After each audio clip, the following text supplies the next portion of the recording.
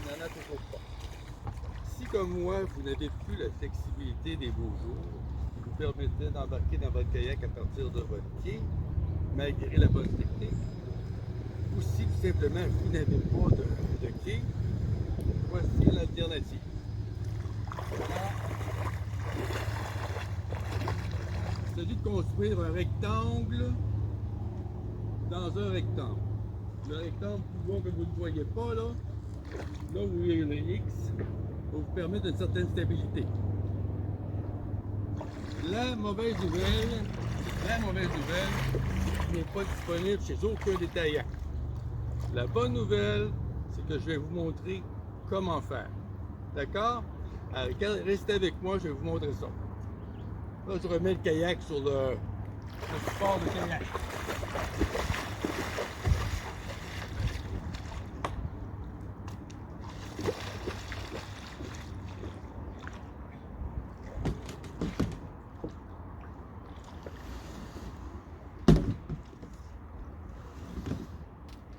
Tadam!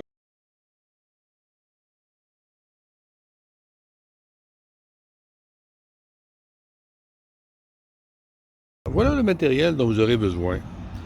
Alors moi, ce que j'ai fait, c'est que j'ai acheté des tuyaux ABS de 12 pieds. Je l'ai acheté 4.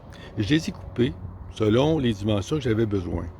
Alors, puisque j'ai deux rectangles, un plus grand et un plus petit, alors pour le plus grand, j'ai des pièces, deux pièces de 5 pieds puis deux de 7. Pour le plus petit, c'est deux pièces de 4 pieds puis deux de 55 pouces. J'ai des coudes, j'en ai 8. Un pot de colle, deux vis de 7 pouces avec des écrous et des tarots. Alors, quand j'ai fini de couper mes pièces, il m'est resté deux longueurs de 3 pieds. Donc, je vais me servir pour les pièces verticales. Alors, je ne sais pas encore s'ils vont avoir 2 pieds et demi ou 3 pieds. Je dois aller les mettre le rack là, de kayak au rivage pour voir quelle serait la bonne inclinaison, là. Alors, avec ces 4 pièces en T, je vais pouvoir attacher les pièces de 3 pieds verticales au rack de kayak. Alors, en termes de matériel, c'est tout. Pour l'instant, les outils, si circulaire vous sera utile, une perceuse vous sera utile, un marteau, naturellement, et un petit banc comme celui-ci, pour tenir les tuyaux quand vous les collez, vous les coupez. Alors, voici le plan sur papier. Je vous ai souvent parlé du grand rectangle et du petit rectangle. Alors, voici les dimensions du grand rectangle. 60 pouces de large par 84 pouces de long. Et le plus petit, 58 pouces de large par 48 pouces de long. À droite, dans la marge, vous voyez, c'est écrit là, trou à 24 pouces. Mais c'est là que va s'insérer la vis qui va perforer là, les côtés des deux rectangles. À la base, les petits carrés noirs sont censés représenter les pièces en T, dont la partie verticale est de 2 pouces pour s'insérer dans le tuyau, mais l'autre, c'est du 3 pouces de diamètre pour qu'elle puisse glisser d'un bord à l'autre. Surtout, assurez-vous de mettre ces pièces-là, les pièces en T, avant de coller vos rectangles et de mettre en mettant les coudes parce que ça ne passera pas, là. D'accord? À la prochaine. Alors, remarquez la perforation, ici le trou, là, pour la vis. Je l'ai fait d'abord dans la pièce de 4 pieds, 48 pouces. Alors, je l'ai fait ensuite dans la pièce de 7 pieds. J'ai mesuré 24 pouces d'une extrémité jusqu'à la perforation dans la tige de 7 pieds. Dans celle de 4 pieds, ben, le trou, je l'ai fait là, en plein milieu. Alors, à 24 pouces exactement. Ce qui fait que lorsqu'on mettra la vis, on aura quelque chose qui ressemble, qui devrait être comme ceci. Donc, vous voyez que les extrémités des deux tuyaux, là, bien qu'ils ne soient pas de la même longueur, sont exactement à la même place. Ce qui va faire en sorte qu'on va avoir un rectangle plus petit qui va pivoter dans un rectangle beaucoup plus grand. En ce qui a trait à ce fameuse perforation, là, vous allez trouver ça très utile quand va venir le temps de coller les coudes. Parce que vous voulez que ce soit aligné, il faut que les ouvertures des coudes soient alignées avec le trou du milieu. Alors, si on trace une ligne, là, ça devrait arriver dans le centre des 3 ouvertures.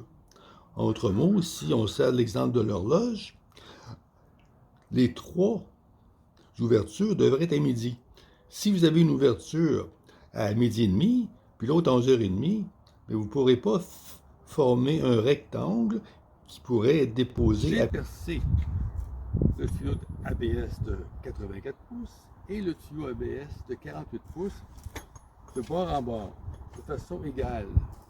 Parce que les rectangles à l'intérieur et le rectangle de l'extérieur doivent être capables de pivoter tout en étant bien équilibrés.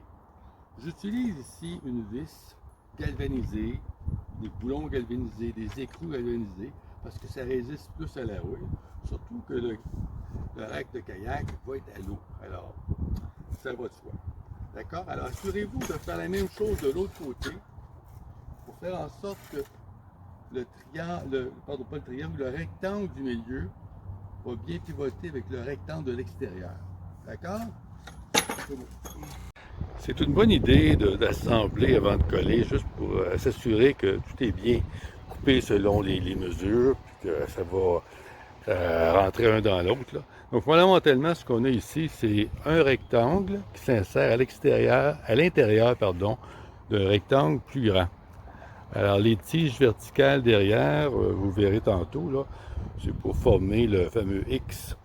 Et dans le centre, là où vous voyez la vis, on va percer un trou et ça va faire en sorte que ça va pivoter. Alors vous allez avoir, vu de l'extérieur, le fameux X que vous avez vu tantôt. OK, alors ce serait peut-être le temps de commencer à penser à coller nos affaires, là. OK? Alors, vous l'avez vu dans l'eau, vous l'avez vu en pièces détachées. Maintenant, j'aimerais attirer votre attention sur des petits détails. Remarquez qu'à la base, ici, j'ai perforé 3 trous pour faire pénétrer l'eau, faire en sorte que le support de kayak ne flottera pas. Sans ça, c'est l'air et c'est bouché. Donc, l'eau pénètre, ajoute du poids. Le X dont il a toujours été question, parce que le petit rectangle est inséré dans le puant. Les supports verticaux ne sont pas collés à la base, ils peuvent bouger d'un bord ou de l'autre. J'ai coupé une partie et c'est ce qui va permettre, si vous voulez déplacer votre rack à kayak, de le rendre plus mobile. Alors voici,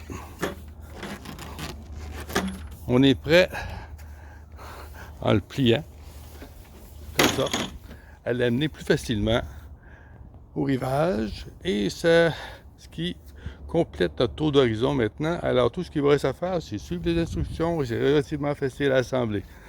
Et je vous souhaite sur ceci une bonne saison.